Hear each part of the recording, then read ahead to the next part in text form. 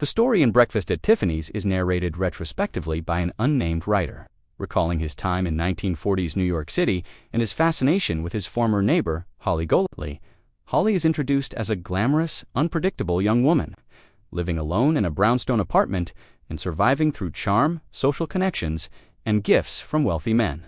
She moves easily through high society parties, cultivating an image of carefree sophistication while carefully avoiding emotional attachment or financial dependence. The narrator, a struggling writer, supported by an older benefactress, becomes Holly's confidant and quiet observer, drawn to both her vitality and vulnerability. Holly frequently visits Tiffany & Co., which she sees as a symbol of stability and safety.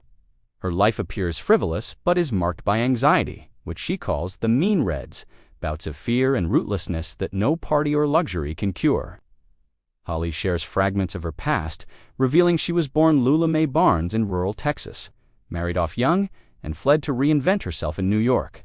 She resists belonging to anyone or anywhere, insisting that people shouldn't be owned, comparing relationships to trapping wild things in cages. Though surrounded by admirers, she remains emotionally guarded, pushing away genuine intimacy, including the narrator's growing affection. Her social circle includes colorful figures, actors, diplomats, criminals, and dreamers, reflecting the transient, performative nature of her world. Holly befriends Sally Tomato, a jailed mobster, unknowingly acting as a messenger for coded information, believing she's simply doing harmless errands. This involvement leads to legal trouble, and she is arrested for unwittingly aiding organized crime. The scandal exposes how fragile her glamorous life is, as fair-weather friends disappear and the press sensationalizes her story. After being released on bail, Holly plans to flee the country, hoping to start over yet again in Brazil with a wealthy suitor. The narrator confesses his love and urges her to stay, arguing that running away will not solve her loneliness.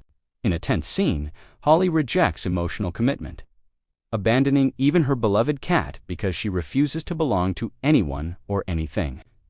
She leaves New York abruptly, disappearing into the wider world and cutting ties without farewell. Years later, the narrator learns fragments of her fate, hearing rumors of sightings abroad, but no definitive ending.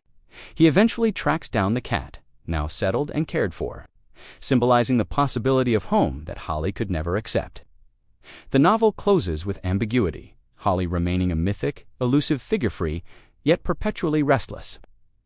Capote presents Holly as both enchanting and tragic, a symbol of self-invention, loneliness, and the cost of refusing connection. The ending suggests that absolute freedom may also mean permanent isolation, leaving the narrator with memory rather than closure. Please like, comment, share, and subscribe for more videos.